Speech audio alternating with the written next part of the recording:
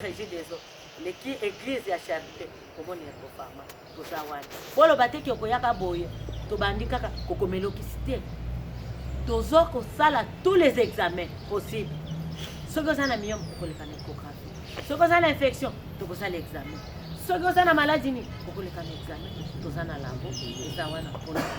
bino nyonso bato kozala eza lozage stérile okozwa solution na plante elefa eza fin.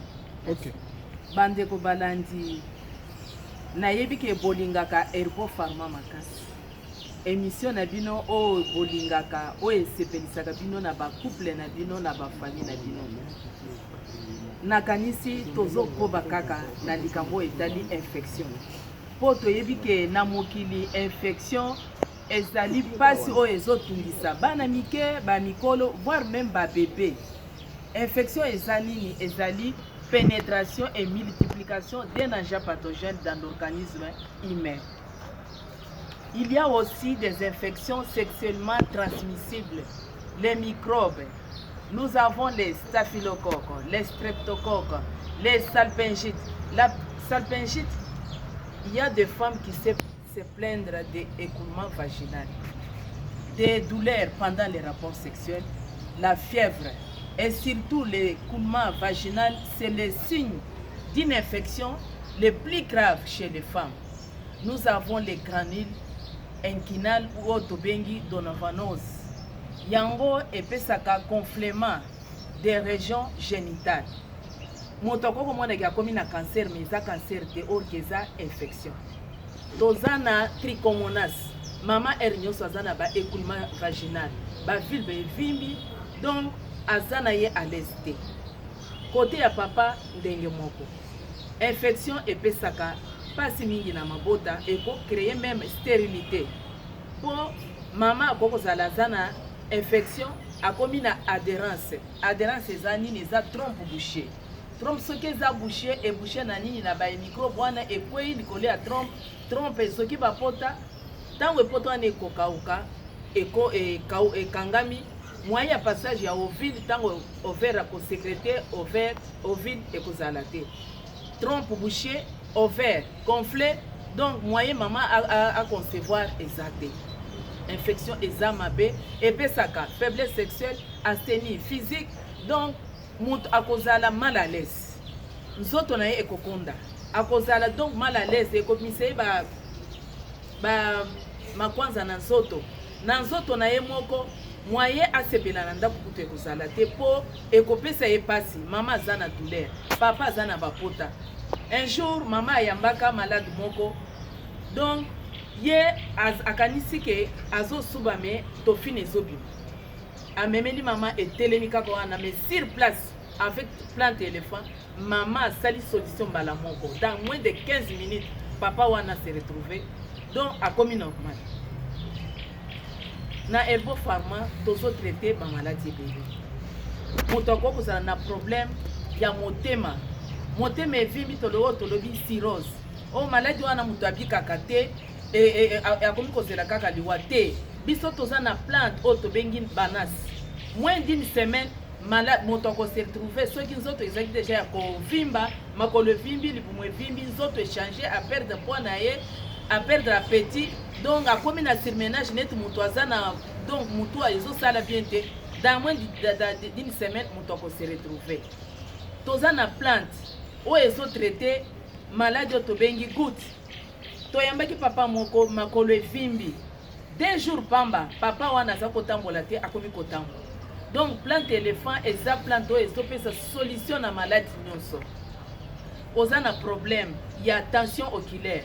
Tension emati ekoteli na misu ekufi ozomona lisusu te mais avec plante éléphant toko traité tension to traité na misu on se retrouver au komi vision na ye ezongi normal tension na ye ezongi normal avec plante éléphant toko traité ata ozana nani éléphantisme ma maladie otobengi maladie ya buzevu ya njoko likolo evimbi ozotambola lisusu te mais avec plante éléphant na antibiotique na biso tobengi MTH moins d'une semaine oko se retrouver okomi kotambola na yo normal nazozongila na infection infection ezali pasi eza maladi oyo ezoboma ekoko panzelo libala mobali ose avant okota na mariage oza kotambola bien te ozwizwi basi batikeli yo bamaladi ebele obali mwana ya bato moyen azwazemi eza te ekomi kaka infection sukasuka mwa mwasi wana alobi te yo bainfection na yo otikeli ngai ebele nazozwa zemi te nakofanda na ngai lisusu te omoni libala epanzani otikali yo moko kotikala okotikala yo moko okotikala na bafaiblesse sexuelle nzoto nyonso ekondi apeti ya kolia eza te ere nyonso makwanza neti infection kitane nzoto ekobima bamapalata nzoto mobimba bamakwanza ere nyonso ozomi kwanza kose découragé te tala liboso na yo Herbo Pharma ezali okozwa solution mpona plante éléphant ezali nzete oyo nzambe mpenza asala koleka banzete nyonso na infection okose retrouver yo mama ere nyonso basalite ezobimaka donc ozokoka te papa akomi kokima yo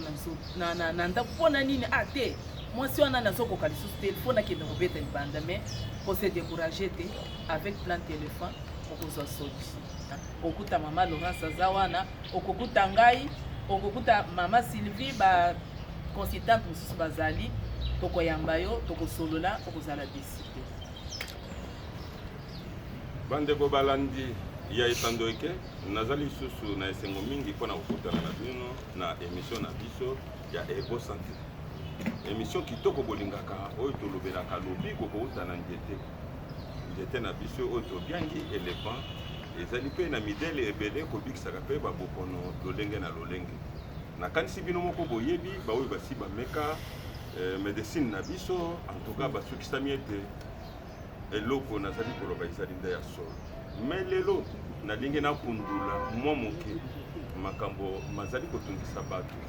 makambo ya sukali ebele na makila to na masuba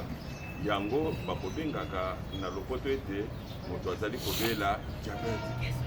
maladi oyo etungisi bato ebele ebyangami ete ezali maladi chronique oyo bakosalisaka obe bato na mino moko poke kosunga mutu poke koprendre ye en charge mais nazali koyebisa bino lelo bino bato koyebaki te grâce à plante éléphant plante médicinale awa na ONG ya Herbo Pharma nde mino oyo ebikisaka maladi oyo ezali mingi bazalaka na maladi oyo bakomaka epa munganga tardivement na kozanga bososo koyeba ete maladi yango ezalaka na bilembo nini bilembo ezali oyo ekolakisaka mutu ete mutu azali na bokono en tout cas tozali na monde ya kala te makambo masima ekoti ifo oyo moko osalaka nanu ozala consciente ke oyebake lolenge nakomi komona na nzoto na ngai eza bo nazalaki komona liboso te yo okomi masuba pambapamba na butu ozosuba mbala zomi mais tala nano bileko ya kala eske yo ozalaki kosuba ata mbala moko mosusu akolala ti akolamuka kosuba te mais okomi kosuba 5 fois 10 fois ezali nini ezali ete sukali ekomi ebele kati na nzoto na yango ntango ya boye omoni bilembo oyo kosubaka pambapamba kokauka monoko okomi bamosusu ekomisaka bango bakuruma azolia pambapamba omoni moto aza na santé mais santé diabétique santé ya bokono eza malamu te médicinale éléphant oyo babiangi éléphant oyo atali obe bokono oyo ya sukali oyo ye akosilisa bokono oyo kati na nzoto na awa na Herbo Pharma tozwaka moto a charge te nzoka nde maladi oyo tena na yango ezali ndeke pancréas ya mutu ezali nde kobela